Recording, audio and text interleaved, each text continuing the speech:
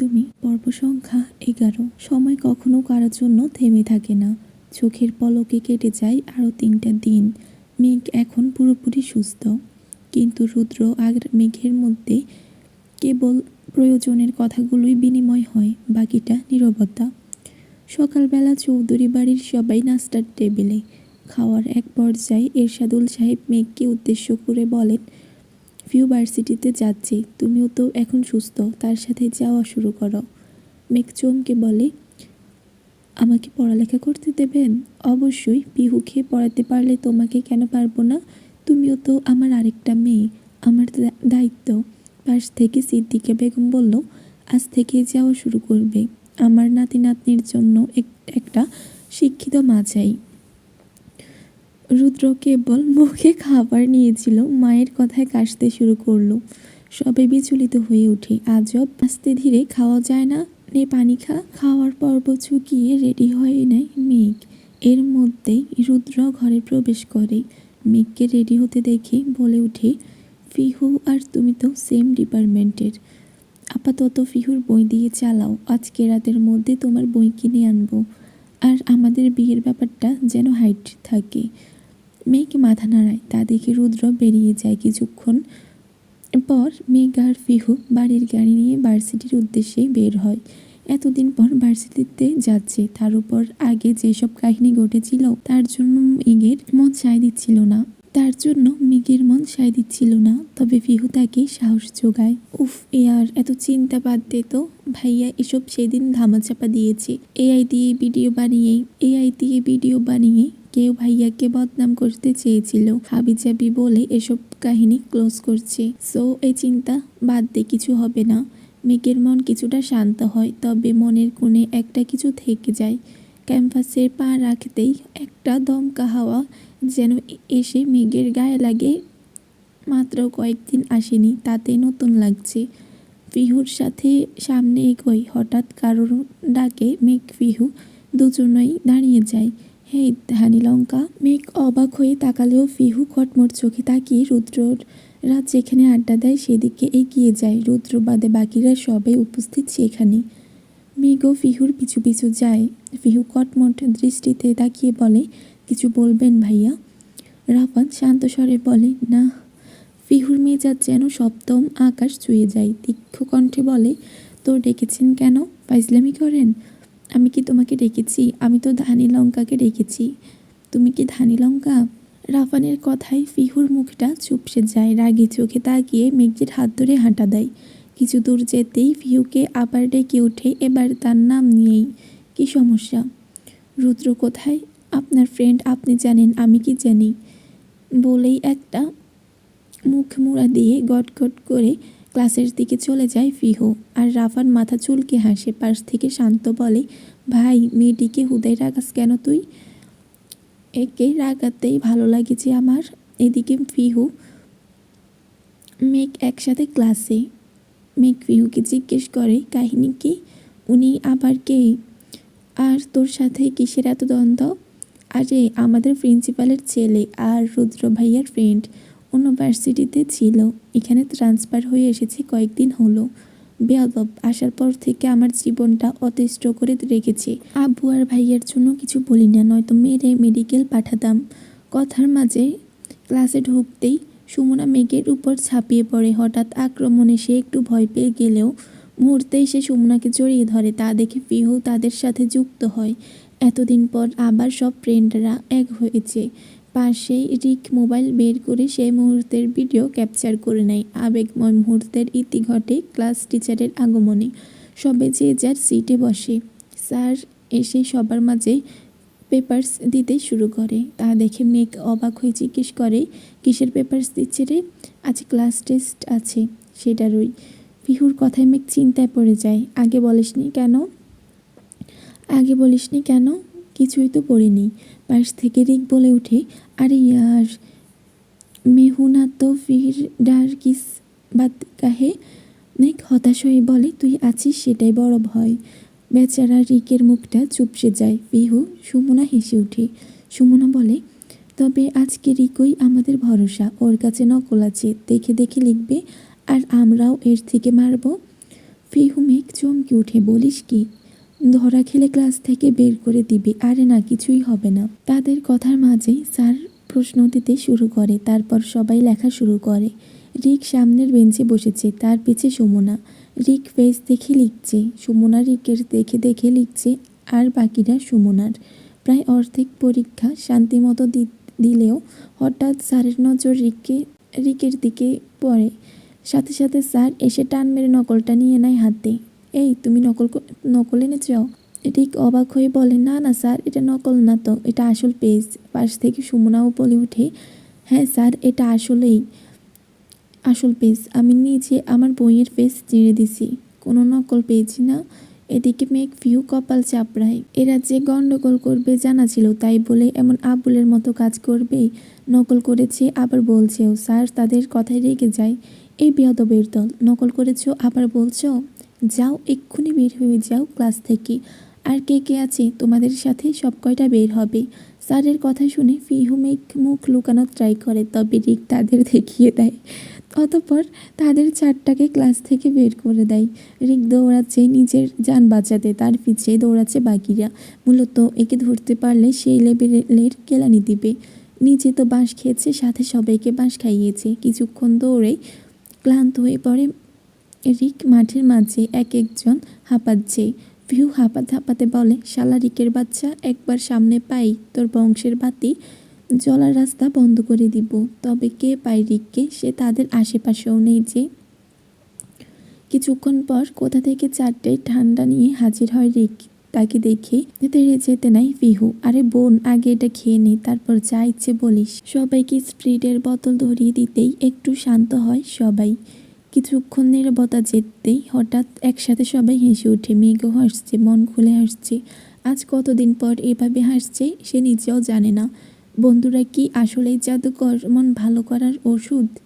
দূর থেকে কেউ একজন মেঘের হাসি দেখছে, খুব মনোযোগ সহকারে দেখছে। কেউ যদি এখন তাকে জিজ্ঞেস করে, সে নিখুঁত বর্ণনা দিতে পারবে। হঠাৎ রুদ্রের ধাক্কায় ধ্যান ভাঙে রাহুলের। কিরে, কোথায় হারিয়ে গেলি? রাহুল ভাবলেশীনভাবে বলে, কোনো এক রূপসী কন্যার হাসিতে আটকে গেছি। রাফান মজা উড়িয়ে বলে, তো দেখি কোথায় তোর রূপসী কন্যা? রাহুল একটা দীর্ঘশ্বাস ফেলে বলে, সে এখন আমার জন্য নিষিদ্ধ। সবাই অবাক হয়ে বলে, মানে? রাহুল তপ্ত শ্বাস ফেলে বলে, মানে সে এখন অন্য কারোর অর্ধাঙ্গিনী। রাহুলের কথায় সবাই চুপসে যায়। রুদ্র তার কাঁধে হাত রেখে বলে, আল্লাহর হয়তো তোর জন্য আরও ভালো কিছু রেখেছে। আল্লাহ হয়তো তোর জন্য আরও ভালো কিছু রেখেছে, মন খারাপ করিস না। মেয়েটি হয়তো তোর ভাগ্যে ছিল না। রাহুল রুদ্রের পানে তাকায়, তার ছেলের হাসি হাসে, মনে মনে বলে, তুই নিজেই তো আমার ভাগ্য কেড়ে নিলি। মেঘরা ক্লাস শেষ করে ক্যান্টিনে যায়। সেখানে রুদ্রেরদের দেখা পায়। তার আর রুদ্রের বিয়ের ব্যাপারে কেউ জানে না। রুদ্র নিজেই কাউকে জানাতে না করেছে বিধায় কাউকে বলেনি। সুমনা রিকও জানে না। রুদ্রের সাথে অনুকে দেখে মেঘ কিছুটা অবাক হয়ে পিহুকে জিজ্ঞেস করে, এই অনুর সাথে না তাদের ঝামেলা হয়েছিল, এখন আবার তাদের গ্যাংয়ে? পিহু একটু বিরক্ত হয়ে বলে, তুই আসিসনি, কত কাহিনী হয়ে গেল ক্যাম্পাসে। অনু সবার সামনে ভাইয়ের কাছে মাপ চেয়েছে, চেঁচড়ামি করছিল, পরে বাধ্য হয়ে আবার তাদের গ্রুপে নিয়েছে। ওহ আচ্ছা। তারা তাদের মতো খাবার নিয়ে চলে যায়। সেদিন ভালোই ভালোই ক্লাস করে মেঘ পিহু বাসায় ফিরে যায়। মেঘ চাঁদের কোনায় বসে আছে। বিকাল আর সন্ধ্যার মাঝামাঝি সময়। আকাশে রোদ নেই বললেই চলে, চারপাশে হালকা মেঘলা একটা আবহাওয়া। না পুরো অন্ধকার, না পুরো আলো। বাতাসে ঠান্ডা হাওয়া বইছে। গাছের পাতাগুলো আস্তে আস্তে দুলছে। দিগন্ত সূর্যের শেষ রঙগুলো ফিকে হয়ে গিয়ে মেঘের গায়ে হালকা সোনালি আভা ছড়িয়ে দিচ্ছে। সেই আলোয় মেঘের চুলগুলো হালকা হাওয়ায় উড়ছে। তার মুখে এক ধরনের শান্ত কিন্তু গভীর ভাব। চারপাশ নিঃশব্দ। মাঝে মাঝে শুধু দূরের পাখির ডাক শোনা যায়। ঠিক তখনই চাঁদে কারোর উপস্থিতি টের পেয়ে সেদিকে ফিরে তাকায় মেঘ। সামিয়া এসেছে, হাতে 2 কাপ কফি। তাকে দেখে হেসে এগিয়ে আসে। মেঘ, একা একা কী করছো ছাদে? মেঘ কিছুটা অবাক হয়। আজ অব্দি সামিয়াকে তার সাথে হেসে কথা বলতে দেখেনি সে। সামিয়া ফের বলে ওঠে, তোমাকে মেঘ বলে ডাকায় মাইন্ড করোনি তো আবার? আসলে বয়সে তুমি আমার ছোট, তাই নাম ধরেই ডাকছি। মেঘ হালকা হেসে বলে, না আপু, সমস্যা নেই। সামিয়া 1 কাপ কফি মেঘের দিকে এগিয়ে দেয়। মেঘ চুপচাপ কফি হাতে নেয়। সামিয়া তার পাশে দোলনায় বসে পড়ে। কিছুক্ষণ নীরবতার পর সামিয়া হঠাৎ তার হাতের ব্রেসলেটটার মেঘকে দেখিয়ে বলে, দেখো তো কেমন এটা। মেঘ হালকা হেসে তাকিয়ে বলে, অনেক সুন্দর। সামিয়া আবার হেসে বলে, এটা রুদ্র ভাই আমাকে আমার বার্থডেতেই গিফট করেছে। মেঘ চুপচাপ সামিয়ার কথা শুনছে। সামিয়া আবার বলে, তোমাকে কি কি গিফট দিয়েছে রুদ্র ভাই? মেঘের মুখটা চুপসে যায়। তাকে তো আজ অব্দি কিছুই দেয়নি, সে কি বলবে? মেঘকে চুপ থাকতে দেখে সামিয়া কিছুটা আন্দাজকে ঢিল মেরে বলে, কিছু দেয়নি তো, আমি জানি। মেঘ বিস্ময় ভরা চোখে তাকায় সামিয়ার দিকে। রুদ্র তাকে কিছু দেয়নি, সে কি করে জানে? আমি জানি তোমাদের সম্পর্কটা ঠিক নেই। মেঘ চমকে যায় সামিয়ার অবাক স্বরে বলে, সামিয়াকে অবাক স্বরে বলে, আপনি কি করে জানেন? সামিয়া মুখটা অন্ধকার করে বলে, রুদ্র ভাই তোমার বিয়ে ভেঙে যাওয়ায় সেদিন বিয়ে করলেও তোমাকে মেনে নিতে পারছে না কেন জানো? মেঘ প্রশ্নাত্মক চোখে তাকায় সামিয়ার পানে। কারণ রুদ্র ভাই আমাকে ভালোবাসে। আশেপাশের পরিবেশের সাথে মেঘও থমকে যায়। ঝড় আসার আগের দমকা হাওয়া যেন। বাকরুদ্ধ হয়ে অবাক চোখে তাকায় সামিয়ার দিকে। রুদ্র ভাই সামিয়াকে ভালোবাসে? এটা কি সত্যি? কি বিশ্বাস হচ্ছে না তো? খেয়াল করলেই দেখবে রুদ্র ভাইয়া সবসময় আমার হাতের কফি খায়, আমার সাথে হেসে কথা বলে। এই যে আমায় কয়দিন পর পর গিফট কিনে দেয়, এগুলো আমার কি ভালোবাসা নয়? কিন্তু তুমি মাঝে এসে সব নষ্ট করে দিলে, আমাদের মধ্যে এসে ঢুকলে। দেখো না, রুদ্র ভাই তোমাকে চায় না। এতদিন এখনো বউয়ের অধিকার দিয়েছে? দেয়নি তো, দিবেও না। প্লিজ মেঘ, আমাদের লাইফ থেকে দূরে চলে যাও। থার্ড পার্সন হয়ে থেকো না। মেঘের চোখে পানি টলমলাচ্ছে। সামিয়ার বলা প্রত্যেকটা কথা তীরের ন্যায় বুকে বিচ্ছে তার। সত্যি কথাই তো, রুদ্র আজ অবধি তাকে টাচতো দূর, উল্টো বইয়ের অধিকার দেখাতে না করেছে। তবে কি সে সত্যি তাদের মাঝে ঢুকেছে? রুদ্র সামিয়ার জন্যই তার থেকে দূরত্ব বজায় রাখে? প্লিজ মেঘ, তুমি জীবনে আরও ভালো কিছু দেখতে পাবে। যা চেয়েছ তার থেকে দ্বিগুণ পাবে। মেঘ ভেজা চোখে সামিয়ার কথায় হেসে বলে, আমার আর জীবনের কাছে কিছু চাওয়ার নেই আফু। একটু থেমে একটা দীর্ঘশ্বাস ফেলে বলে, জীবনে যা চেয়েছিলাম তার থেকেও দ্বিগুণ পেয়েছি। এরকম শ্বশুর শাশুড়ি পাওয়া ভাগ্যের ব্যাপার। যে ভাগ্য অল্প দিনের হলেও আমার হয়েছিল। তবে কিছু কিছু পাওয়া বা চাওয়া আমাকে চায়নি শ্বশুরবাড়ির আর শ্বশুর শাশুড়ির মনের মতো হলেও তাদের ছেলের মনের মানুষ অন্য কেউ। স্বামীর ভালোবাসা পাওয়া প্রত্যেকটা মেয়ের জীবনে সব থেকে বড় পাওয়া। সেই কপালই যেহেতু আমার নেই, তাহলে আর আপনাদের মাঝে কি করব? উনি যদি আমাকে ছাড়তে চান, আমি ছেড়ে দিব। সামিয়া কিছুটা বিচলিত হয়ে যায়। বলে, না, তুমি ছাড়তে বলবে? এভাবে সম্পর্ক থাকে নাকি? মেঘ জায়গা থেকে উঠে দাঁড়ায়, তপ্ত শ্বাস ফেলে ভাঙা গলায় বলে, আফু, আমার মুখ ফুটে বলার সাধ্য নেই। উনি যেদিন বলবে সেদিন ওনার লাইফ থেকে চিরকালের জন্য চলে যাব। ধীর পায়ে সিঁড়ি বেয়ে নামছে মেঘ। চোখ দিয়ে তার পানি ঝরছে। রুমে প্রবেশ করতেই খাটের উপর রুদ্রকে দেখতে পায়। রুদ্র হঠাৎ কারোর আগমনে দরজার দিকে ফিরতেই মেঘের কন্দনরত চেহারা দেখে ঘাবড়ে উঠে সে। মেঘের সামনে দাঁড়িয়ে চিন্তিত হয়ে প্রশ্ন ছুড়ে, কি হয়েছে, কাঁদছো কেন? মেঘ কান্না থামাতেই পারছে না। রুদ্র অন্য কাউকে ভালোবাসে, কথাটা সে হজম করতে পারছে না। রুদ্রকে দেখে সামিয়ার কথা বারবার তার মনে পড়ে। কোন বই তার স্বামীর ভাগ অন্য কাউকে দেয়, সেখানে তার স্বামীর মন জুড়ে অন্য কারো অস্তিত্ব। তাদের বিয়ে অল্প দিনের হলেও রুদ্রের প্রতি দুর্বলতা তার হবেই বা না কেন? তার অধিকার আছে, সে হালাল রুদ্রের জন্য। রুদ্রের মুখের দিকে অসহায় চোখে তাকিয়ে সে হঠাৎ এক অদ্ভুত ইচ্ছে তার জাগলো। সঙ্গে সঙ্গে করুণ স্বরে বলে, আমাকে একটু জড়িয়ে ধরবেন একটুর জন্য? রুদ্র থমকে যায়। মেয়েটির গলা থেকে কেমন করুণ স্বর বের হচ্ছে। তার বুকের ভেতর কেঁপে ওঠে। এমন আকুতি ভরা কণ্ঠে এমন আবদার সে ফেলতে পারেনি। দ্রুত মেঘকে নিজের বুকে চেপে ধরে। মেঘ ফুপিয়ে উঠে। রুদ্রের বুকে যেন কে ভীষণ জোরে আঘাত করছে। মেয়েটির কান্না সে সহ্য করতে পারছে না। মেঘকে আরও টাইট করে জড়িয়ে ধরে মাথায় হাত বুলিয়ে দেয়। কি হয়েছে মেঘ? কেউ কিছু বলেছে? আমাকে বলো। মেঘ কিছুই বলে না। সেভাবে কিছুক্ষণ থেকে রুদ্রের বুক থেকে মাথা তুলে তার মুখ পানে তাকায়। রুদ্রের বুকটা মুচড়ে ওঠে। কি করুণ সে চোখ, কান্নার ফলে মুখ লাল হয়ে আছে। রুদ্র তার দুই হাতের মাঝে মেঘের মুখটা আগলে নেয়। কি হয়েছে, কাঁদছো কেন? খারাপ লাগছে? রুদ্রের আদুরে গলায় মেঘের আরও কান্না পাচ্ছে, তবে সে নিজেকে শক্ত করে। এভাবে রুদ্রের প্রতি আর দুর্বল হলে চলবে না ভেবে ধার থেকে নিজেকে ছাড়িয়ে দ্রুত বাথরুমে চলে যায়। এদিকে রুদ্র হতভম্ব হয়ে আগের জায়গায় দাঁড়িয়ে থাকে। সে ভাবছে মেয়েটির হঠাৎ কি হয়েছে। এরপর আবার মেঘের দেখা পায়নি রুদ্র। ফিহুর রুমে ছিল মেঘ। রাতে খাবার সময় সবে নিচে নামতে রুদ্র নেমে আসে। এতক্ষণ মেঘের দেখাও পায়নি সে। তার মায়ের সাথেই রান্নাঘরে কিছুক্ষণের মধ্যেই সবাই টেবিলে উপস্থিত হয়। খাওয়া দাওয়া শেষে এরশাদুল চৌধুরী সবার উদ্দেশ্যে বলেন, কাল সকালে একটা পার্টিতে আমাদের ফুল ফ্যামিলি ইনভাইটেড। সেখানে উপর মহলের সব লোকেরা আসবে। আমরা সবাইও যাচ্ছি কাল সেখানে। রুদ্রকে সবার সাথে পরিচয় করিয়ে দিব। যদিও সেই পরিচিত মুখই। তার কথায় সবাই রাজি হতেই তিনি চলে যান। বাকিরাও নিজেদের ঘরে চলে যায়। এদিকে রুদ্র ঘরে এসে মেঘ আসার অপেক্ষায় বসে আছে। তখন কি হয়েছিল আবার সন্ধ্যা থেকে তাকে এত ইগনোর করছে সেসব প্রশ্নের উত্তরের আশায় ঘড়ির কাঁটায় 12টা বেজে গেছে। এখনও মেঘ আসতে না দেখে রুদ্র বেরোয়। নিচে নেমে দেখে কেউ নেই, সবাই হয়তো শুয়ে পড়েছে। তবে মেঘ কোথায় গেল? পিহুর রুমে নেই তো? তা ভেবে সেদিকে এগোয়। পিহুর রুমে নক করতে সে দরজা খুলে রুদ্রকে দেখে ভ্রু কুচকায়। কি চাই? মেঘ কোথায়? পিহু দুষ্ট হেসে বলে, কি বকে ছাড়া একটুও থাকতে পারছো না বুঝি? এক চর দিব, যা বলছি উত্তর দে। মেঘ আছে আমার সাথে, আর আজ আমার সাথে ঘুমাবে বলে। রুদ্র সাথে সাথে বলে উঠে, কেন? আমি কি জানি, তোমার বউকে জিজ্ঞেস করো। তখনই মেঘ দরজার সামনে আসে। রুদ্রকে দেখে বলে, আজ আমি পিহুর সাথে ঘুমাবো। রুদ্র কি বলবে বুঝতে পারছে না। এখানে রেখে যেতে মন চাচ্ছে না, তবে মেঘকে যে আসতে বলবে সেরকম সম্পর্ক তাদের হয়ে ওঠেনি।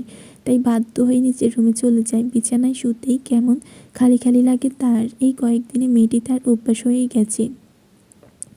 কোনো রকম সেই রাত পার করে। রুদ্র নিজেও জানে না কেন এমন হচ্ছে।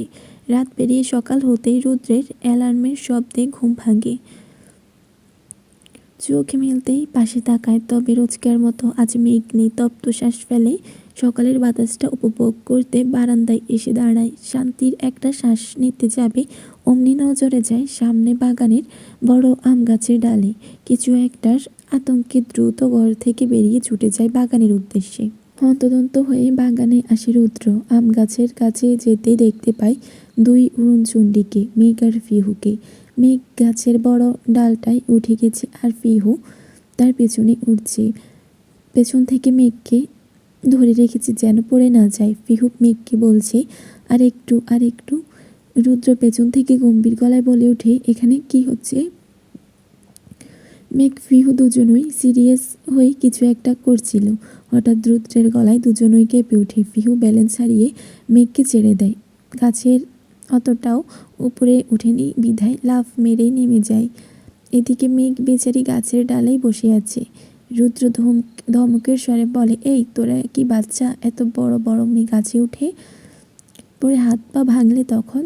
রুদ্রের ধমক খেয়ে মেঘ পিহু দুজনই চুপসে যায়। মেঘ এতক্ষণ সাহস করে উঠলেও এখন নিচের দিকে তাকিয়ে যায় অবস্থা।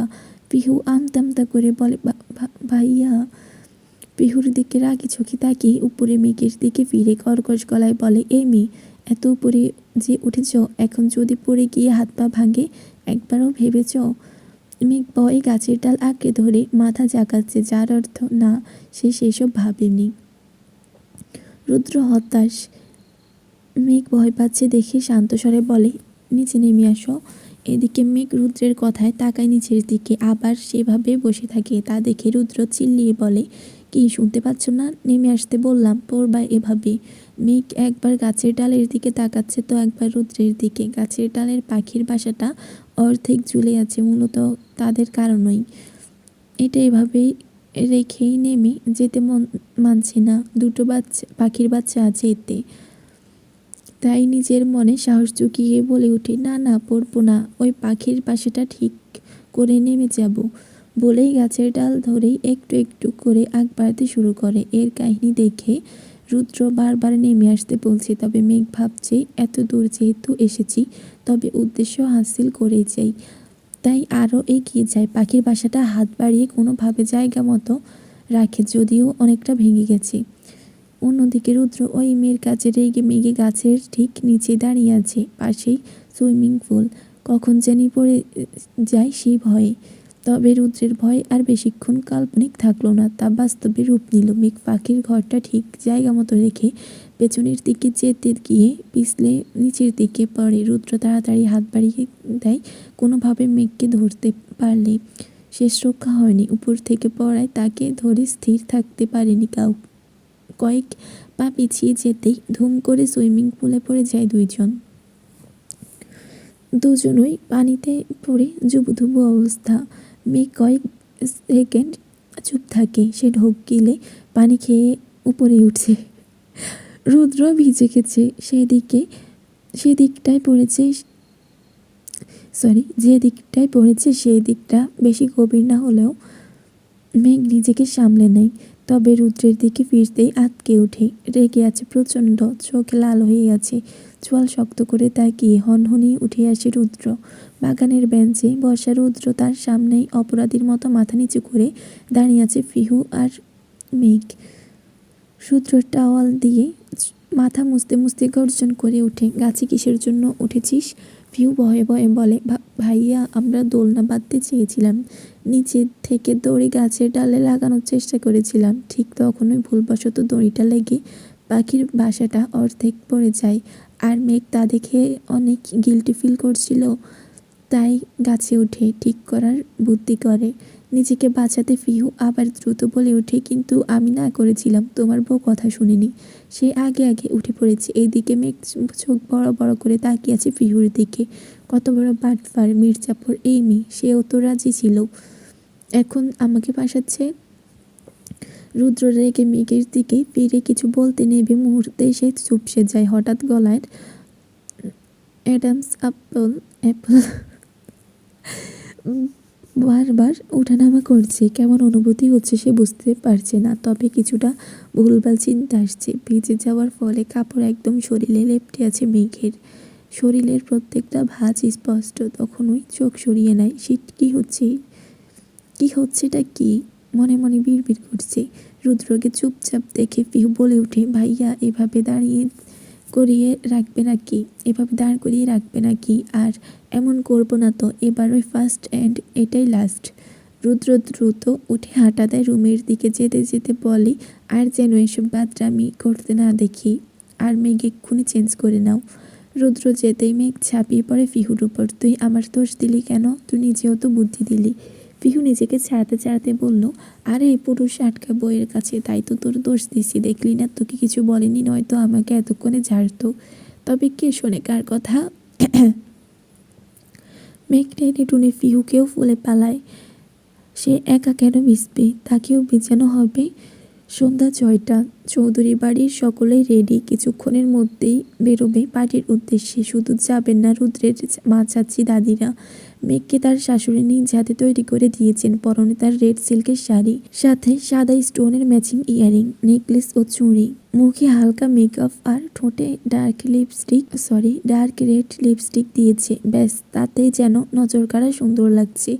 মেঘের শেষ হতে সিদ্দিকা বেগম তার থুতনিতে ধরে মাথাটা উপরে তুলে বলেন, মাশাআল্লাহ, আমার ছেলের বউটাকে পরীর মতো লাগছে, কারোর নজর না লাগুক। মেঘের মুখে লজ্জা মিশ্রিত হাসি ফুটে ওঠে। তখনই পিহু এসে হাজির। শাশুড়ি বউয়ের এত ভালোবাসা দেখে সে ফাইজলামি করে বলে, ঢং, শাশুড়ি বউ হবে সাপ আর নেউলের মতো, তা না, দেখো এরা যেন মা মেয়ে, আর আমি যে এদিকে একটা মেয়ে আছি সেটা ভুলেই গেছে। পিহুর কথায় সিদ্দিকা বেগম কপট রাগ দেখিয়ে তার কান মুলে বলেন, খুব বাজি হয়েছিস তা তো দেখছি, তোকে কি কম আদর করি? আহ মা, লাগছে তো। মেঘ মামের খুনসুটি দেখে আসছে। অতঃপর মেঘ পিহু নিচে নেমে আসে। রুদ্র নিচের সোফায় বসেছিল। সে আজকে ফর্মাল গেটআপে, ফুল ব্ল্যাক, সাথে চুল জেল দিয়ে সেট করা, হাতে ব্র্যান্ডের ওয়াচ, যেন কোনো হিরোর থেকে কম না। হঠাৎ সিঁড়ির উপরের দিকে নজর যেতেই আটকে যায় তার চোখ। লাল পরি নেমে আসছে যেন সিঁড়ি বেয়ে। দিন দুনিয়া ভুলে সে একইভাবে তাকিয়ে। পিহু ব্যাপারটা লক্ষ্য করে মিষ্টি হেসে তাকিয়ে থাকে। কি ভাইয়া, এভাবে বইয়ের দিকে তাকিয়ে থাকলে তো মশা ঢুকবে মুখে। বউ তোমারই আছে, রুমে নিয়ে যত খুশি দেখো। সবার সামনে বোনের এমন কথায় রুদ্র কেসে ওঠে। ড্রয়িং রুমের সবাই মুচকি মুচকি হাসছে। রুদ্রের বাপ চাচারাও এখানে বসে। বেচারা রুদ্র অস্বস্তিতে পড়ে যায়। রুদ্র উঠে দরজার দিকে হাঁটা দেয়। আমি গাড়িতে আছি, চলে আয় সবাই। এক একে সবাই রওনা দেয়। দুটো গাড়ি যাচ্ছে, একটাই রুদ্রের বাপ চাচারা, আরেকটায় রুদ্ররা। রুদ্র ড্রাইভিং সিটে, তার পাশে সামিয়া থপ করে এসে বসে পড়ে। তাদের পিছনে মেঘ, পিহু আর সাদ অন্য গাড়িতে। পার্টিতে পৌঁছাতেই তাদেরকে ওয়েলকাম করা হয়। মেঘ অবাক হয়ে চারপাশে দেখছে। টিভিতে বা নিউজে যাদের চেহারা এতদিন দেখে আসছে তাদের অনেকেই এখানে উপস্থিত। রুদ্র ও তার বাবা সবার সাথে কৌশল বিনিময় করে। আর সাদ তো এসে প্লাট শুরু। মেঘরা একটু সাইডে গিয়ে দাঁড়ায়। তখনই একটা আন্টি এসে ফিহু সামিয়াকে ভালো মন্দ জিজ্ঞেস করে। একটা মেয়েও ওনার পিছনে হাঁটছে। গায়ে ছোট্ট ড্রেস পরা, শরীরের প্রায় অর্ধেকই দেখা যাচ্ছে। সে ফিহুকে দেখে বলে ওঠে, হে ফিহু, হাউ আর ইউ? রুদ্র আসেনি? ফিহু কিছুটা বিরক্ত হয়, তবে মুখে সৌজন্যতার হাসি রেখে বলে, হ্যাঁ আপু, এসেছে ওই দিকটায়। মেয়েটি যেন এই কথা শোনার অপেক্ষায় ছিল। ফিহুর বলার সাথে সাথে রুদ্রের দিকে এগিয়ে যায়। ফিহু হতাশ হয়ে বলে, দেখেছিস, এই মেয়ে এখন ভাইয়ের গায়ে উঠে যাবে। ছেঁচড়ামি। ভাইয়ার পিছে পড়ে আছে। মেঘের দৃষ্টি তখনও সেই দিকেই। সাথে সামিয়াও কটমট করে তাকিয়ে। মেয়েটি রুদ্রকে পেয়ে ভরা মজলিসে জড়িয়ে ধরে। হঠাৎ কেউ জড়িয়ে ধরায়। রুদ্র তানিয়াকে দেখে বিরক্ত হতে চর উচ্চারণ করে দ্রুত নিজের থেকে ছাড়িয়ে নেয়। যদিও এসব কমন ব্যাপার এখানের জন্য, তাও রুদ্র এদিকে ওদিকে তাকায়। নজর যায় দূরে দাঁড়িয়ে থাকা তাদের দিকে, কঠিন চোখে তাকিয়ে থাকা মেঘের দিকে। মেঘ কি রাগ রাগ করেছে? হঠাৎ কেমন জানি লাগছে রুদ্রর। শত হোক, মেঘ তার বউয়ের সামনে অন্য মেয়ে এভাবে ধরতে কিভাবে পারে? মেয়েটার তো রাগ হবেই। রুদ্রের ভাবনা কাটে তানিয়ার প্রশ্নে, রুদ্র কেমন আছো? কতদিন পর দেখা। তুমি তো দেখছি আগের থেকে অনেক হ্যান্ডসাম হয়ে গেছো। তানিয়া প্রতিটা কথায় কথায় রুদ্রের গায়ে হেলে পড়ছে। সে কোনো মতে এই মেয়েকে ব্যস্ততা দেখিয়ে অন্যদিকে চলে যায়। হঠাৎ অ্যানাউন্সমেন্টে সবাই স্টেজের দিকে যায়। সেখানে এই পার্টি যে আয়োজন করেছে সে তার পাশে তানিয়া নামের মেয়েটি। লোকটি বলে ওঠে, গুড ইভিনিং এভরিওয়ান। আজকে আমার ছোট আদরের মেয়ে তানিয়ার জন্মদিন উপলক্ষে আপনাদের সবাইকে এই পার্টিতে স্বাগতম। তার কথায় সবাই হাততালি দিয়ে উঠে। তবে আবার বলতে লাগেন, আজকে মিডিয়ার জন্য একটা তাজা খবরও আছে, যা বলতে আমার প্রাণপ্রিয় বন্ধু, আপনাদের সবার প্রিয় পররাষ্ট্রমন্ত্রী এরশাদুল চৌধুরী ও তার ছেলে রুদ্র চৌধুরীকে মঞ্চে আসতে রিকোয়েস্ট করছি। আবারও চারদিকে করতালিতে বেজে ওঠে। আশেপাশের মেয়েরা চিৎকার করে উঠে। রুদ্রের দিকে তাকিয়ে যেন চোখ দিয়ে গিলে খাচ্ছে। ভীষণ বিরক্ত হচ্ছে মেঘ। তার ইচ্ছে করছে এক একটার চুল ছিঁড়ে ফেলতে। রুদ্ররা স্টেজে উঠতেই এরশাদুল চৌধুরী রুদ্রকে সামনের ইলেকশনে দাঁড় করাবেন বলে ঘোষণা দেয়। তারপর কিছু বক্তব্য দিয়ে নেমে আসেন। মেঘ অনেকক্ষণ ধরেই এদিকটায় একা দাঁড়িয়ে। ফিহু কোথায় যেন গেল, তাকে একটু দাঁড়াতে বলেছে। পেছনে 4-5টা ছেলে দাঁড়িয়ে তাকে নিয়েই আজেবাজে মন্তব্য করছে। সে বেশ ভালোই বুঝতে পারছে, তবে এখান থেকে গেলে এত বড় জায়গায় ফিহুকে খুঁজে পাবে কিভাবে? তার মোবাইলটাও নেই, তাই এখানেই দাঁড়িয়ে। একটা ছেলে হঠাৎ একটু এগিয়ে এসে বলে, হেই হটি, নাম্বারটা দেওয়া যাবে? হঠাৎ এত জঘন্য ডাকে মেঘ ভরকে যায়। তাদের দিকে না তাকিয়ে দ্রুত সেই জায়গা ত্যাগ করতে পা বাড়ায়। তবে তখনও কেউ তার কোমর ধরে তাকে আটকে দেয়। মেঘ থমকে যায়। ভয়ে আতঙ্কে হাত পা জমে যায় যেন। এখানে লেখিকা একটা নোট বার্তা যেটা বলে ওইটা দিছে, ন্যাকামি থাকবে, ভালো না লাগলে স্কিপ করবেন। ভাই, আমার নিজেরই তো ন্যাকামি ভালো লাগে না। কোমরে টান অনুভব হতেই কারোর সাথে একদম মিশে যায় মেঘ। দম বন্ধ শ্বাস নিয়ে তাকাতে রুদ্রের চেহারাটা ভেসে ওঠে। চোখ ঝলমল করে ওঠে। এতক্ষণের ভয় ডর সব যেন উধাও হয়ে গেছে।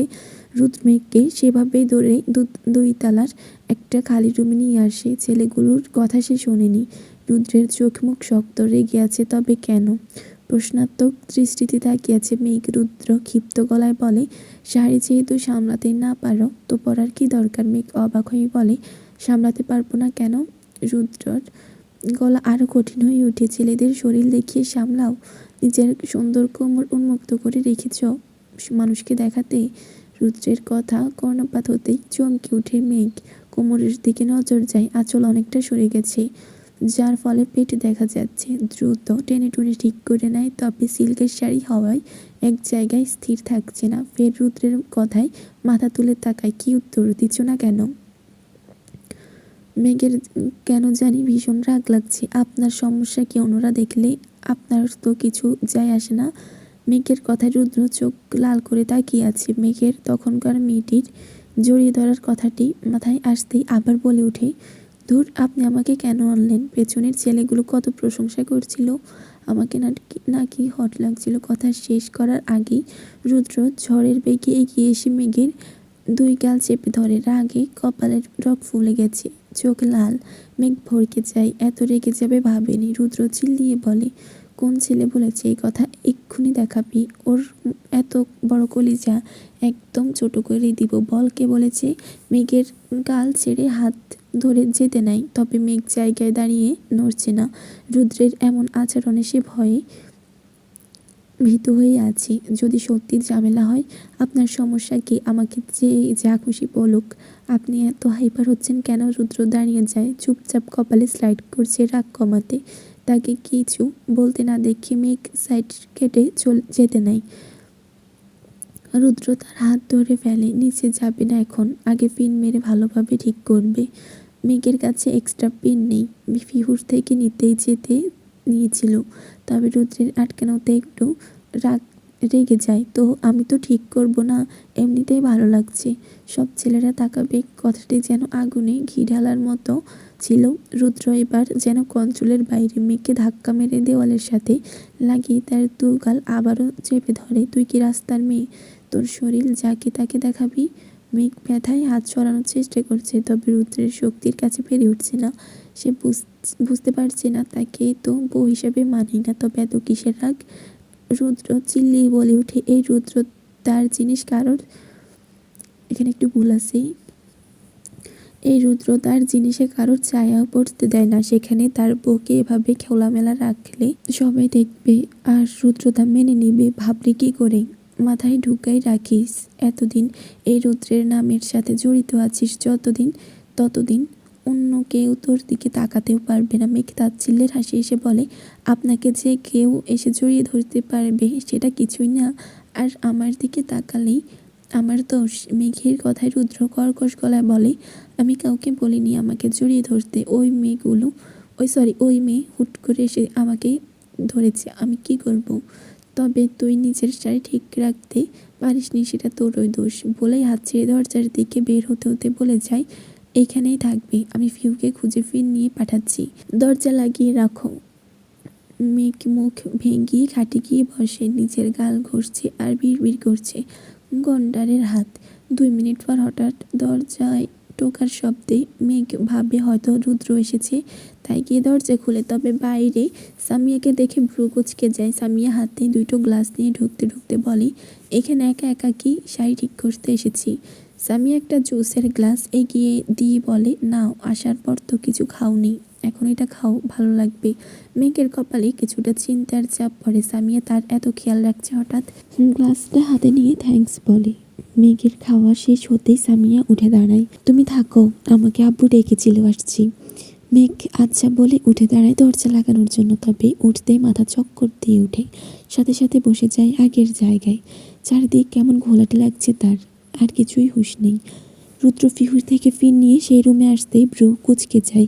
দরজা লাগিয়ে রাখতে বলেছিল এই মেয়ে, খুলে রেখেছে যে একটা ধমক দিবে ভেবে ঢুকে পড়ে, তবে ঘরে ঢুকে হতভম্ব হয়ে যায়। হ্যান্ডস আপ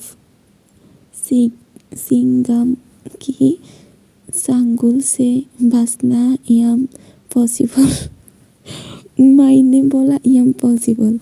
কোমরে আঁচল বেঁধে খাটের উপর দাঁড়িয়ে হাতের চিরুনি বন্দুকের মতো রুদ্রের দিকে তাক করে দাঁড়িয়েছে মেঘ। হোয়াট দা? রুদ্র অবাক, কি হলো এই মেয়ের? সামনে এগোতে যাবে মেঘ লাফিয়ে উঠে মুখ দিয়ে বলে, ডিসকাও ডিসকাও, ওই কে আছো? 999-এ কল লাগাও। ব্যাটম্যান কই? সুপারম্যান ডাক। হেলিকপ্টার নামাও, ডাকাত এসেছে। Vroom vroom. রুদ্রের পা সেখানেই থমকে যায়। এটা কি মেঘ? কি করছে? কিসব বকছে?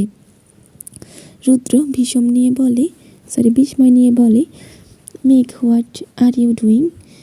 তৎক্ষণাৎ মেঘ টলতে টলতে তেড়ে আসে রুদ্রের দিকে। তার থেকে খাটো হওয়ায় পা উঁচু করে, তবে শরীরের ব্যালেন্স রাখতে পারছে না, পড়ে যেতে নেয়। রুদ্র তার কোমর পেঁচিয়ে ধরে। এবার মেঘ চিরুনিকে চাকুর মতো ধরে রুদ্রের গলায়।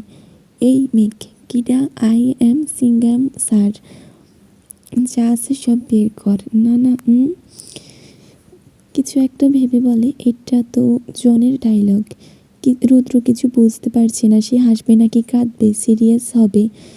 মেঘের মুখের এক্সপ্রেশন খুবই পানি লাগছে, আবার এমন করছে কেন সেটাও বুঝে উঠতে পারছে না। তবে রুদ্রের ভাবনা কাটে মেঘের কান্নায়। হুট করে ঠোঁট ভেঙে কেঁদে ওঠে মেঘ। চোখে পানি নেই, তবে মুখে শব্দ। রুদ্র ঘাবড়ে যায়, দ্রুত মেঘকে টেনে বিছানায় বসিয়ে দেয়। কি হয়েছে, কাঁদছো কেন? মেঘ রুদ্রের কথায় প্যাল করে তাকিয়ে থাকে তার মুখের দিকে। হঠাৎ এক অদ্ভুত কাজ করে বসে। রুদ্র যেন একদম জমে যায়। মেঘ রুদ্রের 2 গাল টেনে ধুমধাম ডান গালে একটা কিস করে দেয়। তারপর মুখের একদম সামনে গিয়ে চোখ বড় বড় করে রুদ্রের পুরো মুখ দেখতে লাগে। আপনি না অনেক কিউট, দেখলেই মন চায় একদম চকলেটের মতো খেয়ে ফেলি, একটু খাই বলেই হা করে কামড় দিতে এগোয়। রুদ্র দ্রুত মেঘের মুখ ধরে ফেলে। সে বুঝতে পারছে মেঘ ড্রিঙ্ক করেছে, নয়তো এসব কথা মেঘের মুখে সজ্ঞানে বাপের জন্মেও বের হবে না। মেঘকে ধরে বিছানায় বসায়। এই স্টুপিড, তুমি কি উল্টাপাল্টা কিছু খেয়েছ? কি খেয়েছ? রুদ্রের কথায় মেঘ কিছুক্ষণ তার দিকে তাকিয়ে, গালে একটা আঙ্গুল দিয়ে সিলিং ফ্যানের দিকে তাকিয়ে কিছু একটা ভাবছে। মেঘের এক্সপ্রেশন দেখে রুদ্র আর হাসি কন্ট্রোল করতে পারেনি। রুম জুড়ে রুদ্রের হাসির শব্দ। একদম বাচ্চার মতো বিহেভ করছে মেঘ। রুদ্র মেঘের গাল টেনে বলে ওঠে, মেঘ, তোমাকে খুব কিউট লাগছে, একদম বেবি মেঘ। রুদ্র হাসছে, তবে বেচারার হাসি বেশিক্ষণ স্থির হয়নি। মেঘ আবারও কেঁদে ওঠে, তবে এবার চোখ বেয়ে পানি বেরোচ্ছে। রুদ্র ভরকে যায়। এই মেঘ, কি হয়েছে? ব্যথা পেয়েছো কোথাও? খারাপ লাগছে? রুদ্রের বুকে ধাক্কা মেরে তার থেকে দূরে সরে আসে মেঘ। অসহায় কণ্ঠে বলে, আপনি না অনেক খারাপ। আপনি আমাকে আজ অব্দি একটাও গিফট দেননি, আমার সাথে ভালোভাবে কথা বলেন না, আমাকে একটুও ভালোবাসেন না। কিন্তু ওই ডাইনিকে ঠিকই ভালোবাসেন, তাকে ঠিকই গিফট দেন, তার সাথে হেসে হেসে কথা বলেন। তো আমাকে বিয়ে করেছেন কেন? তাকে বিয়ে করতেন। আমি কি বলেছি রুদ্র আমাকে বিয়ে করুন? রুদ্রের কপালে ভাঁজ পড়ে। অবাক হয়ে বলে, আমি আবার কাকে ভালোবাসি? কিসব বলছো? মেয়েকে আবারও ডুকরে কেঁদে ওঠে। আমি কি খুব খারাপ? আমাকে কি একটু ভালোবাসা যায় না?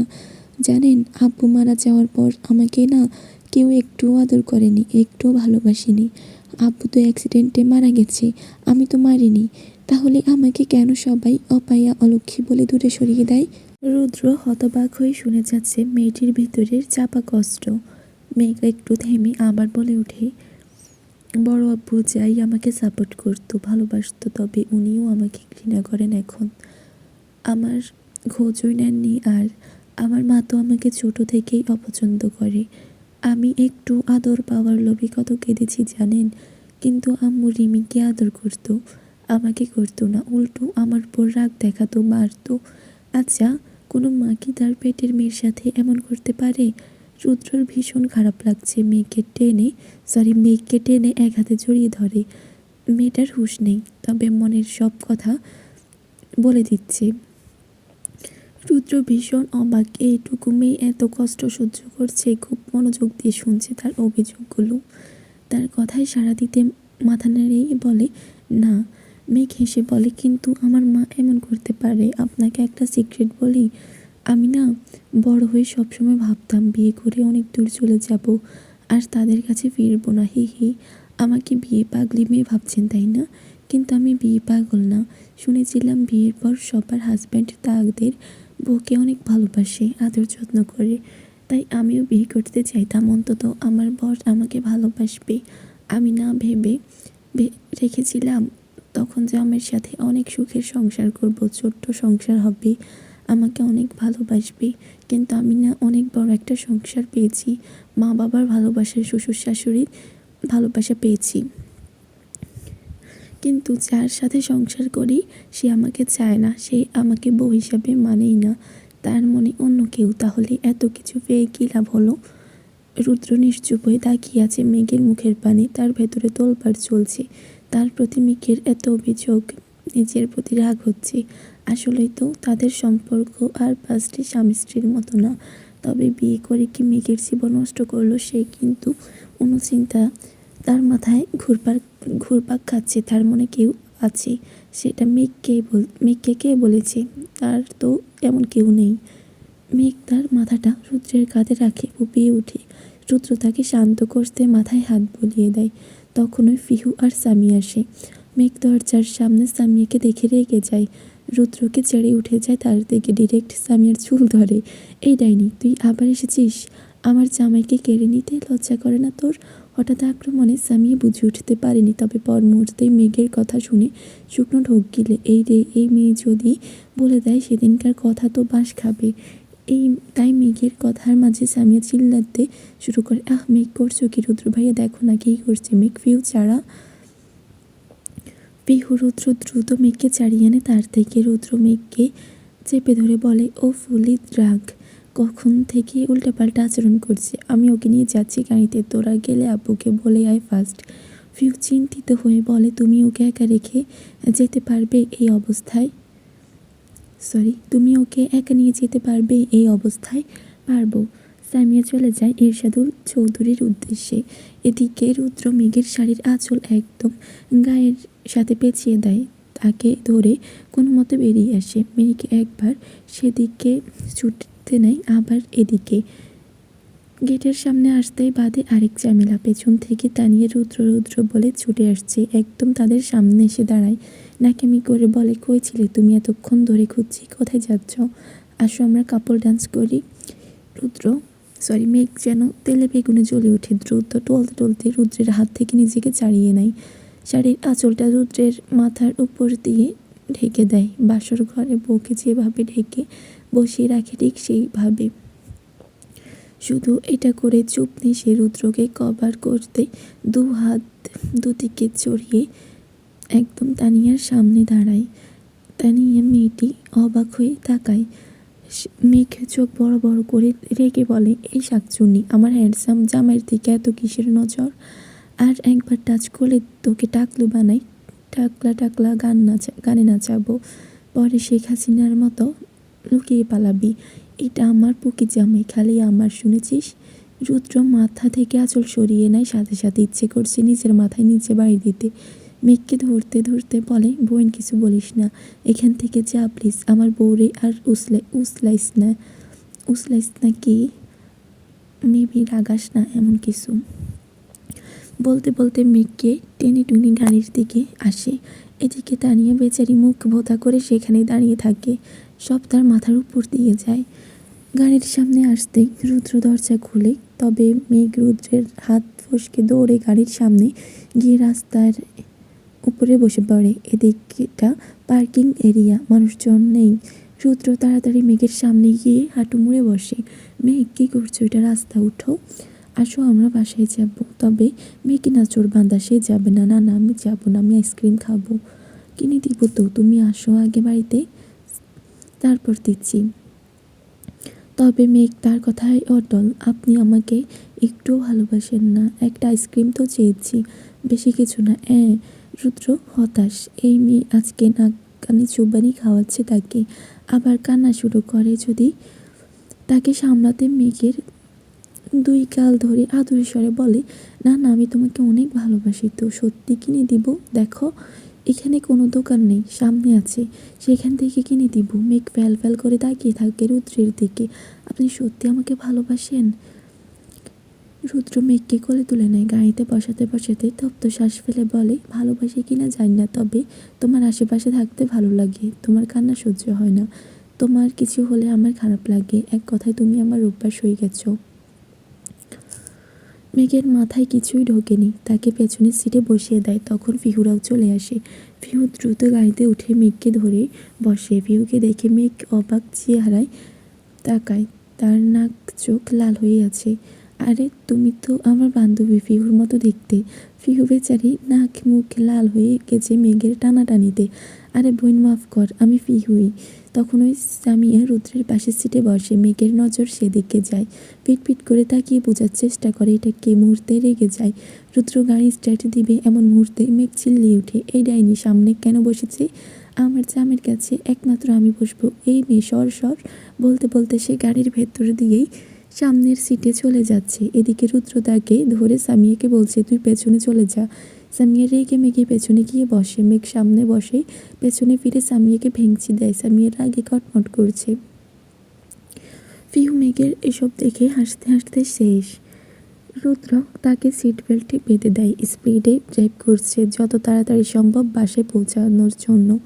মেঘ একটা রিক্সা দেখে বলে ওঠে, আরে হেলিকপ্টার। সামিয়া বিরক্তি নিয়ে বলে, ওইটা রিক্সা, হেলিকপ্টার মাটিতে চলে না, কি আজব। মেঘ মুখ ফুলিয়ে বলে, না না ওইটা হেলিকপ্টার। হেলিকপ্টার মাটিতে চলে আর রিক্সা আকাশ ছুঁড়ে, তাই না? রুদ্রের দিকে তাকিয়ে প্রশ্ন করে। রুদ্র মাথা নেড়ে হুঁ হুঁ করে।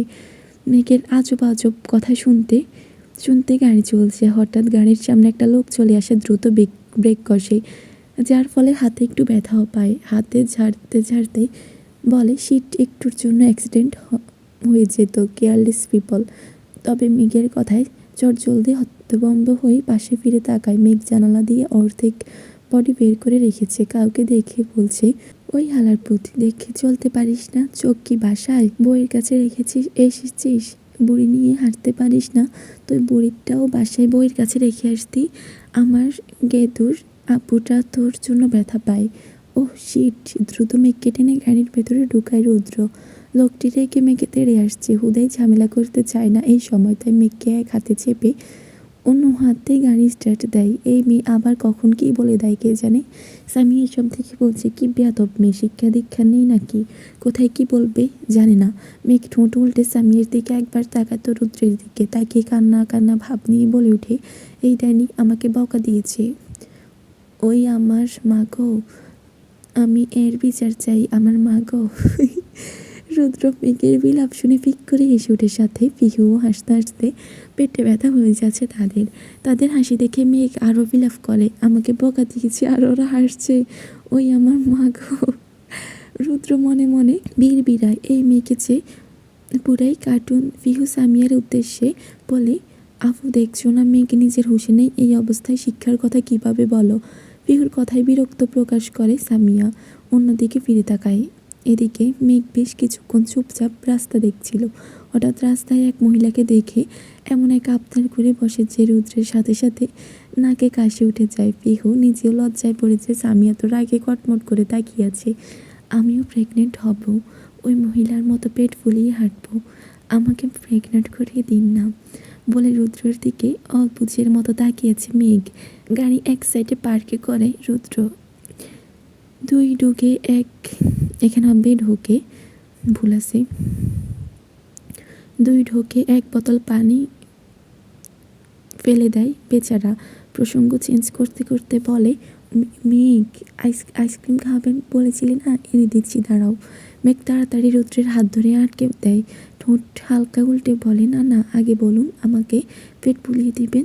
রুদ্র পারলে গাড়ি ভেঙে মাটির নিচে ঢুকে যাবে। বোনদের সামনে বইয়ের এমন আবদার, নাউজুবিল্লাহ। দেখো মেঘ, মেঘ তোমার ফেভারিট চকলেট ফ্লেভারের আইসক্রিম আছে কেমন? রুদ্রের কণ্ঠ প্রচণ্ড পরিমাণ কাঁপছে। না না, আমাকে আগে ফুলিয়ে দিন, নয়তো আমি কাঁদবো।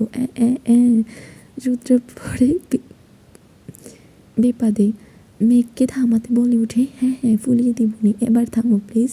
রুদ্রের কথায় মেঘের কান্না থেমে যায়। মেঘের মুখে হাসি ফুটে ওঠে। পিহু মুখ চেপে হাসছে। রুদ্র তাড়াহুড়ো করে গাড়ি থেকে নেমে যায়, ডোর লক করে সামনের দোকানের দিকে এগোয়। যেতে যেতে বলে, খালি সজ্ঞানে আসো, তারপর দেখাচ্ছি পেট পোলাই কেমনে। আইসক্রিম নিয়ে একটু পরে চলে আসে। মেঘের হাতে একটা, বাকি দুইটা পেছনে দিয়ে গাড়ি স্টার্ট দেয়। আইসক্রিম পেয়ে খেতে থাকে মেঘ। মুখে ভরিয়ে ফেলেছে একদম, মুখ ফুল ভরিয়ে রেখেছে একদম। রুদ্র একটার পর একটা টিস্যু দিচ্ছে আর মুছে দিচ্ছে তো ড্রাইভ করছে। সব সিনই ফিহু মোবাইলে ক্যাপচার করছে। সামিয়ার খুবই অসহ্য লাগছে। ধুর, ভেবেছিলাম এই মেয়ে নেশা হলে অপদস্থ হবে, রুদ্র ভাই রেগে যাবে, তা না, আরও মাথায় চড়ে বসেছি। ইচ্ছে করছে একটা থাপ্পড় দিয়ে গাড়ি থেকে ফেলি। সামিয়ার ভাবনা কাটে মেঘের কথায়। মেঘ তার হাতের অর্ধেক খাওয়া আইসক্রিমটা রুদ্রের দিকে বাড়িয়ে দিয়ে বলে, নিন, আপনিও খান। সামিয়া চটজলদি বলে ওঠে, এই মেয়ে তোমার মুখেরটা খাবে কেন? মেঘ হালকা করে মাথা ঘুরিয়ে চোখ গরম করে বলে, ওই ডাইনি, চুপ কর, তোর মুখ দিয়ে গন্ধ বের হচ্ছে। রুদ্র বেশ বুঝছে না খেলে এই মেয়ে নড়বে না, তাই একটু মুখে নেয়। মেঘও খুশি হয়ে বাকিটা খেতে শুরু করে। মেঘও খুশি খুশি মনে বাকিটা খেতে শুরু করে।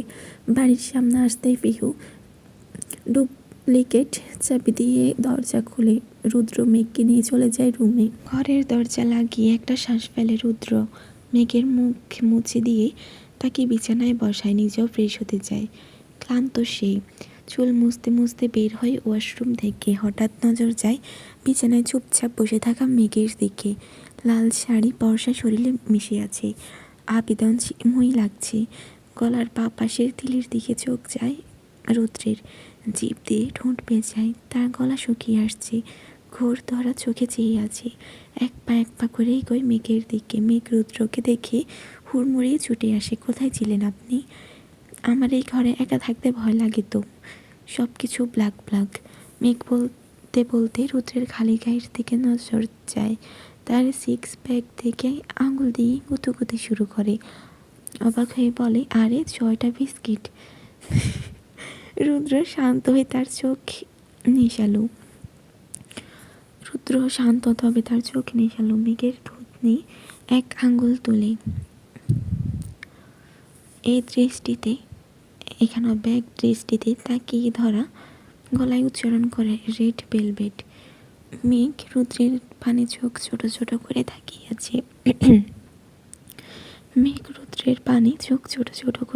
আছে। মেঘকে তার একদম কাছে টেনে আনে। দুজনের চোখের দৃষ্টি এক, তবে একজনের চোখ অবুঝপনা আর আরেকজনের চোখে নেশা। এক হাতে মেঘের কোমর পেঁচিয়ে আরেকটু উঁচু করে তাকে ধরে। মেঘ দুই হাতে রুদ্রের গলা জড়িয়ে ধরে। রুদ্রের অন্য হাত মেঘের চুলের মতো গুজে মাথাটা একটু পেছনের দিকে টেনে দেয়।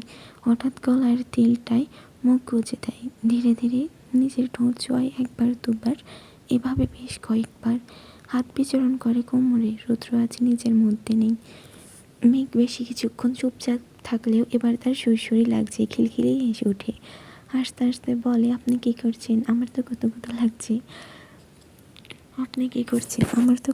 লাগছে। মেঘের কথায় রুদ্র থেমে যায়। টনক নড়ে। সে কী করছিল? দ্রুত মাথা তুলে নিজের কাজে নিজে ভরকায়। সে কী করছিলাম? সরি মেঘ, সরি। আমি কোনো সুযোগ নিতে চাইনি। মেঘকে ছেড়ে দেয়। নিজের কাজে নিজেকে গালি দেয়। মেঘ হুঁশে নেই আর সে কি না। Idiot Rudra, what are you doing?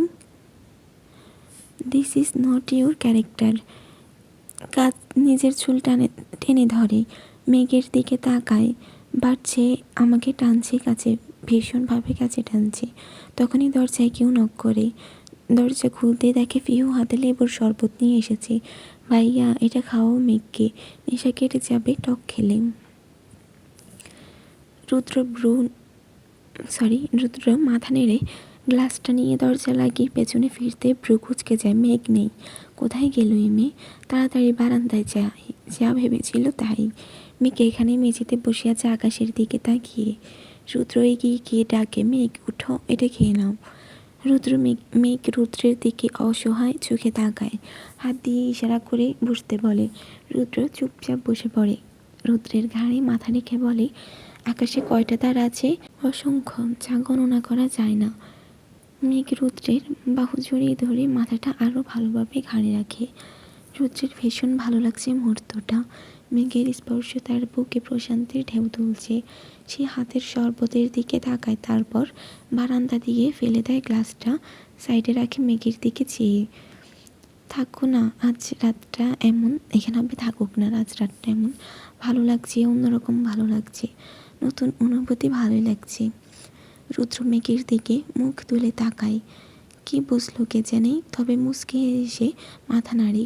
তা দেখে রুদ্রের মুখে হাসি ফুটে ওঠে। মেঘকে তার হাত থেকে ছাড়িয়ে আদরে বাচ্চার মতো বুকে নেয়, একদম জড়িয়ে নেয় নিজের সাথে। আমার বোকা ফুল, এবার শান্তি লাগছে। প্রায় 1 ঘন্টা পর মেঘ সেভাবেই ঘুমিয়ে পড়ে। রুদ্র তাকে কোলে নিয়ে বিছানায় রাখে, লাইট নিভিয়ে নিচেও এসে পাশে শোয়। মেঘকে তার বালিশ থেকে নিজের বুকে নিয়ে আসে, সেভাবেই ঘুমিয়ে যায় সে নিজেও। সেদিন রাতটা কাটে এইভাবেই। সকালের দিকে মেঘের ঘুম ভাঙে, নিজেকে রুদ্রের বুকে আবিষ্কার করে ধরপড়ে উঠে বসে। মাথাটা ভীষণ ভার লাগছে, মাথায় চিন্তা এসেছে, সে তো পার্টিতে ছিল, এখানে কিভাবে আসলো মনে করার ব্যর্থ চেষ্টা করছে। পাশ ফিরে দেখে রুদ্রের ঘুম ঘুম চেহারা, মাথার নিচে এক হাত দিয়ে শোয় তার দিকে তাকিয়ে আছে। মেঘ জলদি প্রশ্ন মারে, আপনি এখানে আসলেন কখন? আমি এখানে আসলাম কখন? রুদ্র ঘুম ঘুম কণ্ঠে বলে, কালকে রাতেই তো। পেট ফোলাতে না এলে? মানে কিসের পেট ফোলাতে? আমি তো পার্টিতে ছিলাম। তারপর আর মনে পড়ছে না, কি জানি বলে রুদ্র উপর হয়ে আবার ঘুমিয়ে পড়ে। মেঘ এসব ভাবতে ভাবতে ফ্রেশ হয়ে চেঞ্জ করে নেয়, তারপর নিচে নামে। পিহুকে ড্রয়িং রুমে দেখে তার পাশে গিয়ে বসে। মেঘকে দেখে পিহু হাসতে হাসতে থাকে। আজব, আমাকে কি জোকার লাগছে, এভাবে হাসছিস কেন? পিহু হাসতেই বলে, ভাই কালকে তুই যা করলি এরপর আর না হেসে পারি। আমি আবার কি করেছি? তুই কি করিসনি সেটা বল। ওই মাই গো, আমার ভাইকে নাকানি চুপানি খাইয়েছিস। ওই আমার মা গো, পিহু বলছে আর হেসে সাত মরা। মেঘ অবাক, কিসব বলছে আমাকে ক্লিয়ার করে বলবি? পিহু মোবাইল বের করে কালকের গাড়িতে যে ভিডিওগুলো করেছে সেগুলো দেখায়। মেঘের চোখ জানা ভরা, এটা কি আসলে সে নিজেকেই চিনতে পারছে না। তার মানে একটু আগে রুদ্র পেট ফোলানোর কথা এটা মিন করে বলেছে। আস্তাগফিরুল্লাহ। লজ্জায় মেঘের মুখ লাল নীল হয়ে যাচ্ছে। পিহু বলে, ভাই এটা তো কম, তুই ড্রাঙ্ক অবস্থায় এর আগে আরও যা যা করেছিস। সামিয়া আপুকে তো চুল ধরে টেনে ডাইনি বলেছিস। মেঘ মনে মনে শেষ না জানি আরও কি করছে, ছি। আবার মনে মনে খুশি হয় এক উচুল্লায় ওই মেয়েকে মেরেছে। তবে এখন রুদ্রের সামনে যেতে লজ্জা লাগছে। ভেবে নাই তার সামনে কয়েকদিন যাবেই না, পিহুর সাথেই ঘুমাবে। যেই ভাবা সেই কাজ, সারাদিন রুদ্রের আশেপাশেও ঘেঁষেনি। সন্ধ্যার দিকে রুদ্র চাঁদের দিকে যায় কাপড় আনতে, সে ভুলে গেছে। তাদের বেডরুম পেরিয়ে যাবে ঠিক সেই মুহূর্তে কেউ তাকে হ্যাঁচকে টানে রুমে। সন্ধ্যার দিকে মেঘ দ্রুত চাঁদের দিকে যায়, কাপড় আনতে ভুলে গেছে। তাদের বেডরুম পেরিয়ে যাবে ঠিক সেই মুহূর্তে কেউ তাকে টান মেরে, মেঘ কিছু বুঝে ওঠার আগে তাকে টান মেরে নিয়ে যায় কেউ। মেঘ দ্রুত তাকায়, রুদ্র দরজায় হেলান দিয়ে দাঁড়িয়ে আছে। মুখ তার গম্ভীর, ভারী কণ্ঠে বলে, কি সমস্যা? মেঘ সেদিকে না তাকিয়ে আশেপাশে তাকিয়ে বলে, কোনো সমস্যা নেই। রুদ্রের দিকে তাকাতে পারছে না মেয়েটা লজ্জায়। তো ইগনোর করছো কেন? ইগনোর কেন করতে যাব? তো সারাদিন ঘরে আসলে না, আমার থেকে লুকিয়ে লুকিয়েছিলে এসব কি? আমি তো কাজ করছিলাম আম্মুর সাথে। রুদ্র এগিয়ে আসে মেঘের সামনে, মেঘের মাথা নিচু ফ্লোরের দিকে তাকিয়ে। আমার মা তোমাকে সারাদিন গাধার মতো খাটায়, এটাই বলতে চাচ্ছ? মেঘ মাথা তুলে বলে, ছি, কিসব বলেন? আম্মু তো আমাকে কাজ করতে দেয় না, আমি জোর করে করি। তাহলে আমি পিহুর সাথে ছিলাম, কালকে তো বেশ আমার জামাই করছিলে, তো এখন কি হলো? স্বামীর খেদমত করতে হয় জানো না? মেঘের চোখ বড় বড় হয়ে যায়। সে এমনটা বলেছে। রুদ্র বিছানায় বসে। এদিকে আসো। মেঘ জড়তা নিয়ে গুটি গুটি পায়ে এগোয়। রুদ্র পাশে বসতে বললে সে চুপচাপ বসে পড়ে। তবে এর পরের কাজে মেঘ এক ঝটকা খায়। রুদ্র মেঘের কোলের উপর মাথা রেখে শুয়ে পড়েছে। সাথে সাথে বলে উঠে, কি করেছেন? উঠুন। মেঘ সাথে সাথে বলে উঠে, কি করছেন? উঠুন। মাথা টিপে দাও, ব্যথা করছে। মেঘের কেমন কেমন লাগছে, অসহায়ভাবে বলে, তো বালিশে মাথা রাখুন, আমি টিপে দিচ্ছি। রুদ্র সেভাবেই মেঘের দিকে তাকায়, ভ্রুকুচকে বলে, আমি যেভাবে আছি সেভাবেই মাথা রাখবো, তাতে তোমার সমস্যা? মেঘ বাক্যহারা। মানে কি? তার কোলে মাথা রেখে তাকে বলছে, তো তো তো আমার কোলে মাথা রেখেছেন কেন? রুদ্র চোখ বুজে ফেলে, বলে, কালকে যখন আমাকে হুট করে চুমু খেয়েছিলে আমি কি কিছু বলেছি? তো তুমি এত কথা বলছো কেন? আমি তো চুমু খাচ্ছি না, শুধু মাথাটা রেখেছি। মেঘ যেন সপ্তম আকাশ থেকে পড়ল, কিসব বলছে? রুদ্রকে চুমু খেয়েছে সে? মেঘের মনে চাচ্ছে মাটির নিচে ঢুকে যেতে। আর কি কি করেছে আল্লাহ জানে। রুদ্র চোখ বন্ধ রেখে কর্কশ গলায় বলে ওঠে, স্বামীর কথা সাথে সাথে না শুনলে পাপ হয়, পাপ। মেঘ বাধ্য হয়ে নিজের নরম হাত দিয়ে রুদ্রের মাথা টিপে দিতে লাগে। প্রায় অনেকক্ষণ পর দরজায় কারোর নক করার শব্দে মেঘ রুদ্র সেদিকে তাকায়, দেখে সে চোখ বুজে আছে, ঘুমিয়ে গেছে হয়তো, উঠবে কি না ভাবছে। যদি ঘুম ভেঙে যায় তখনই সামিয়া ধুম করে দরজা ধাক্কা দিয়ে ঢুকে যায় রুমে। মেঘ সামিয়াকে দেখেই হালকা বিরক্ত হয়ে যায়। সেদিনের পর সামিয়াকে দেখলেই তার রাগ হয়। সামিয়া রুমে ঢুকে তাদের এভাবে দেখে চলে ওঠে। মেঘের উপর ভীষণ রাগ হচ্ছে তার। রাগি চোখে তাকিয়ে বলে, বড় মা যে তোমাকে চাঁদের কাপড় আনতে বলেছিল, আনলে না? যাও গিয়ে নিয়ে আসো। মেঘ কিছু বলতে যাবে তার আগেই রুদ্র চোখ বন্ধ রেখে বলে উঠে, দেখছিস না স্বামীর সেবা করছে, তুই কি করতে আছিস? যা তুই গিয়ে নিয়ে আয়। সামিয়া অবাক হয়ে রুদ্রের দিকে তাকায়। তবে কি রুদ্র মেঘের মধ্যে সব ঠিকঠাক হয়ে যাচ্ছে? না না, এই হতে পারে না। সামিয়া সেভাবেই ঠাই দাঁড়িয়ে, তার মন ভীষণ ভারী। রুদ্র আবার বলে ওঠে, কাপলদের ঘরে ঢুকতে হলে পারমিশন নিতে হয়, জানিস না? সামিয়ার মুখ চুপসে যায়। রুদ্র তাকে এভাবে বলতে পারলো, চোখ দিয়ে এই বুঝি জল গড়িয়ে পড়বে। সরি বলে দ্রুত বেরিয়ে যায়। কোনো দিকে না তাকিয়ে দৌড়ে নিজের ঘরের দরজা বন্ধ করে বসে পড়ে।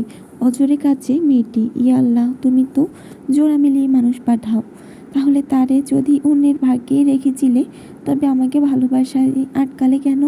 কেন সেই কিশোরী সামিয়ার মনে রুদ্র নামের মানুষের প্রতি ভালোবাসা জন্মালে, যা এখন আমাকে পোড়াচ্ছে?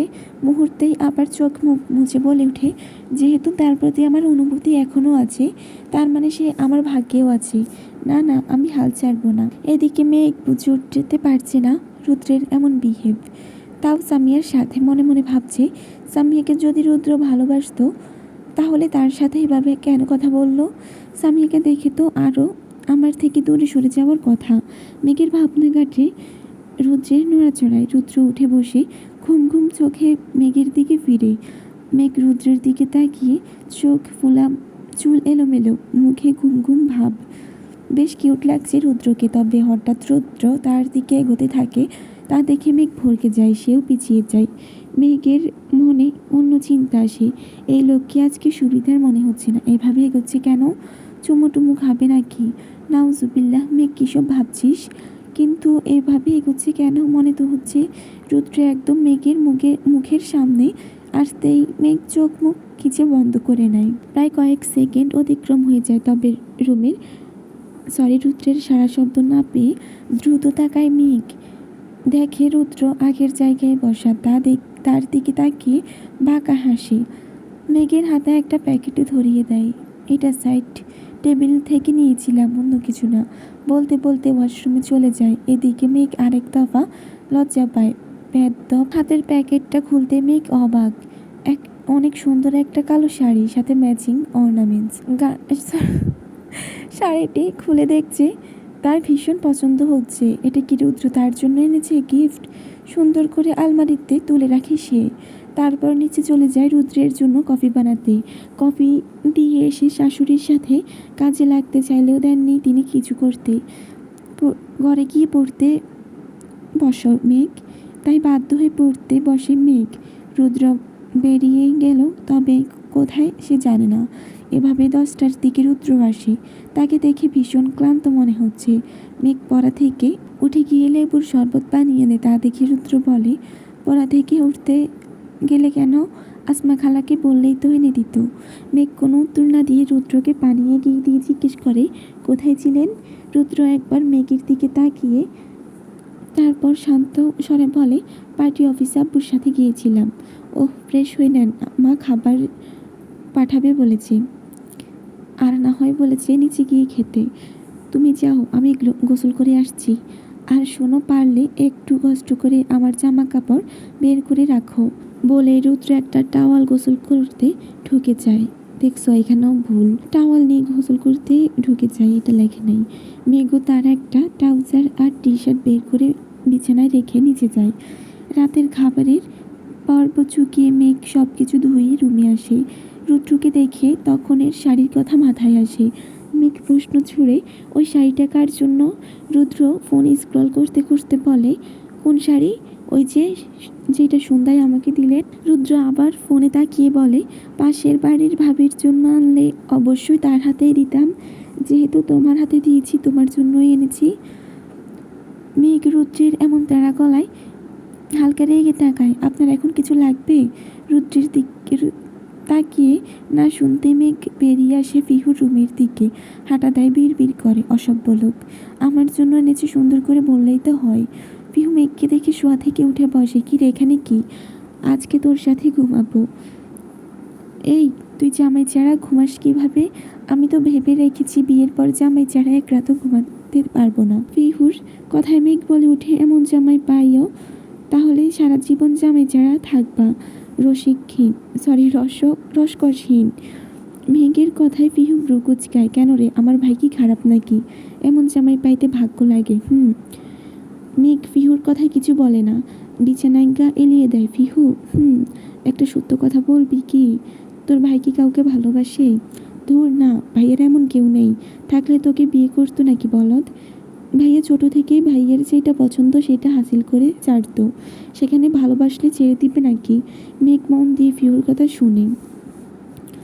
জানিস, তোর ভাই আজকে আমাকে প্রথম গিফট দিয়েছে। কি দিয়েছে রে? শাড়ি। বাহ রে, জানিস ভাইয়ার ড্রেসিং সেন্স খুব ভালো। আম্মুর বেশিরভাগ শাড়ি ভাইয়ারই পছন্দের।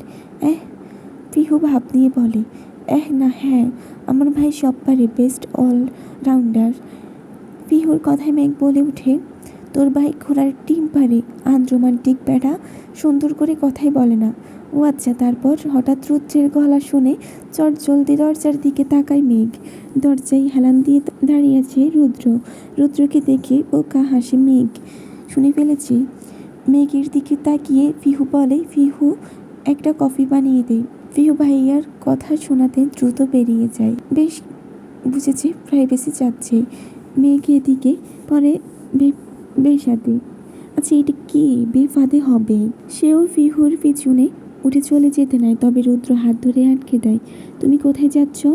ওই ফিহু, তোমার যেতে হবে না বলে মেঘকে কোলে তুলে নেয়। মেঘ চমকে ওঠে। ঘটনা কি সেটা বুঝতে একটু সময় লাগে। ততক্ষণে রুদ্র হাঁটা দেয় ঘরের দিকে। মেঘ দ্রুত বলে উঠে, এটা কি করছেন? রুদ্রের এদিকে কোনো কথা নেই, নিজের মতো করিডোর পেরিয়ে যাচ্ছে। আরে নিচে নামান, নো, চলো দেখাই আমি আসলে কি পারি। রুমে এসেই দরজা লাগিয়ে দেয় রুদ্র। অন্যদিকে পিহু আড়াল থেকে তাদের নিজের রুমে যেতে দেখে মুচকি হেসে নিজের রুমে চলে আসে। মেঘকে বিছানায় রেখে তার দুপাশে বিছানায় হাত দিয়ে ভর রেখে তাকিয়ে বলে, আমি আনরোমান্টিক? মেঘ মাথা এদিক সেদিক নাড়িয়ে বোঝায় না। রুদ্র অবাক হওয়ার ভান করে বলে, ও মা, কীভাবে বুঝলে? আমি তো এখনও তোমার সাথে কিছুই করিনি, তবে এখন অনেক কিছু করব। আস্তে আস্তে মেঘের মুখের দিকে অগ্রসর হয়। তাদের মধ্যে ফাঁক হয়তো 2 ইঞ্চির।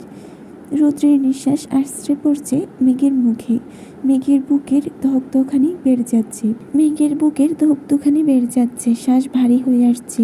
দ্রুত চোখ খিঁচে মুখ অন্যদিকে ঘুরিয়ে নেয়। রুদ্র মেঘের অবস্থা দেখে ফিক করে হেসে ওঠে। এখনো কিছু করলামই না, আর এর অবস্থা দেখো। করলে তো পাওয়াই যাবে না আবার নাকি আমি? উঠে গিয়ে লাইট অফ করে এসে অন্য পাশে শুয়ে পড়ে।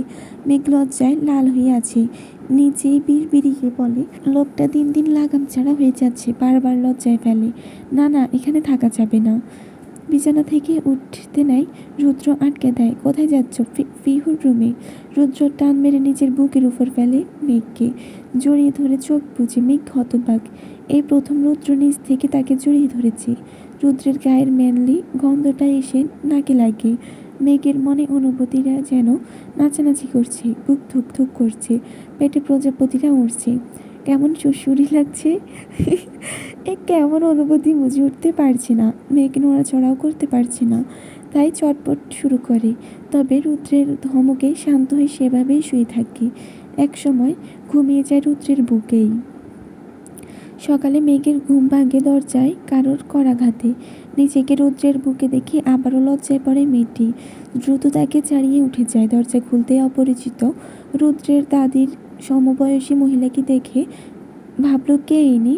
তবে হঠাৎ মহিলার কথা শুনে ভাবনা থেকে বেরিয়ে আসে। তাড়াতাড়ি মাথায় ওড়না দিয়ে বলে, নতুন বইয়ের চেয়ে বড়দের সামনে মাথায় কাপড় দিয়ে রাখতে হয় তা জানো না?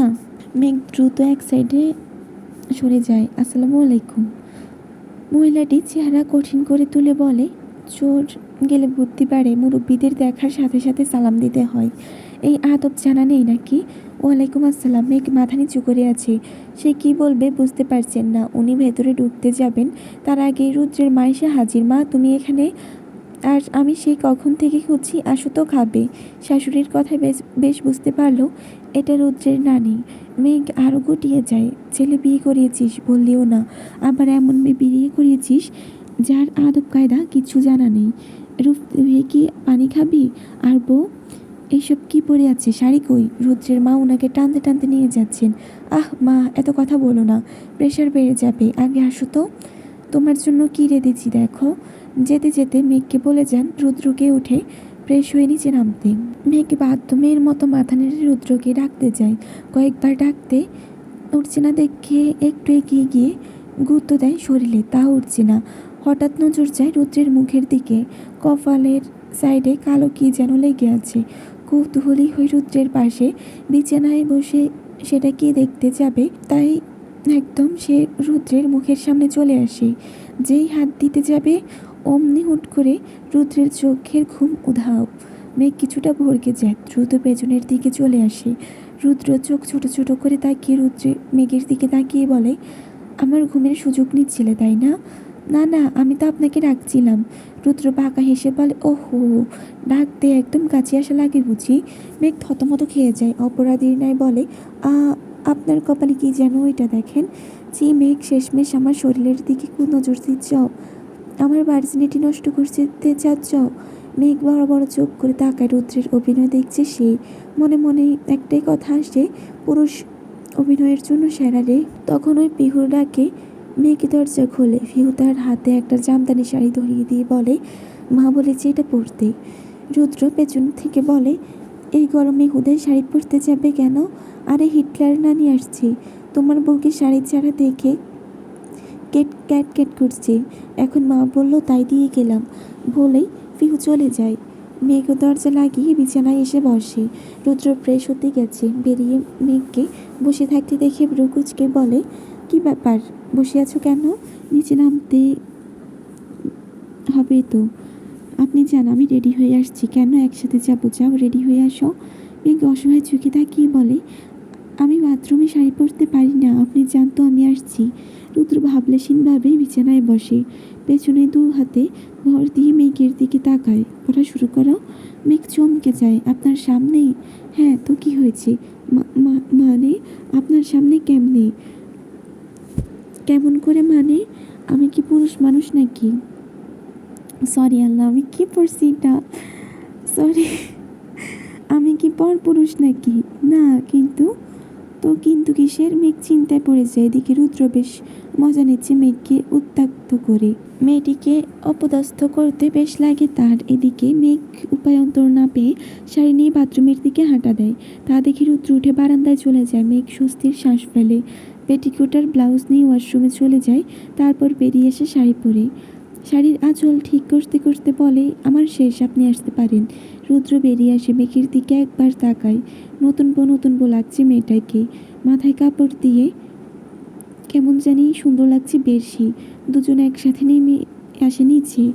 টেবিলে আসতেই মেঘের মাথার কাপড়টা পড়ে যায়। তা ঠিক করার আগে কারোর কর্কশ গলা শোনে। মাথায় ঘোমটা সামলাতে পারো না মেয়ে? এত বড় সংসার সামলাবে কিভাবে?